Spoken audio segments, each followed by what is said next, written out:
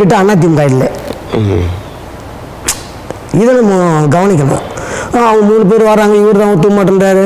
இவர்கிட்ட அதிமுக இருக்குது. இப்ப இந்த 3 பேரை சேர்த்துக்க மாட்டேங்கிறாரு. இவர் சேர்த்துக்க மாட்டேன்றது அதான் சொல்லல. விதைத்தது விளைந்தால் நம்ம என்ன விதைக்கிறோமோ அதுதான் சார் விளையும். நம்ம ஆல்ரெடி விதைச்சிருக்கிறோம் இல்லையா, அது விளைஞ்சிச்சுன்னு வச்சுக்கோ நாம. சரி, இந்த நிலையில இப்ப அப்படி யோசிங்க. அதாவது அந்த 3 பேரும் சேரல, இவர் சேர்த்துக்க மாட்டேங்கிறாரு.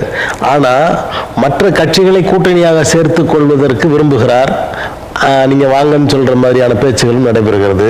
அப்படி இந்த கட்சி அண்ணா திராவிட முன்னேற்ற பயப்படுறாங்க சார். காரணம் என்னன்னா, இவங்களே பலம் இல்லை, இவங்களே பிரிஞ்சு இருக்கிறாங்க. பிரிஞ்சு இருக்கிறதுல நம்ம அங்க போய் உட்காந்து நம்மளும் இந்த நிலையை அடையணுமா? அப்ப கூட்டணி மாற்றம் ஏற்படாதுன்னு நினைக்கிறீங்களா? கண்டிப்பா கூட்டணி மாற்றம் ஏற்படும் சார். அது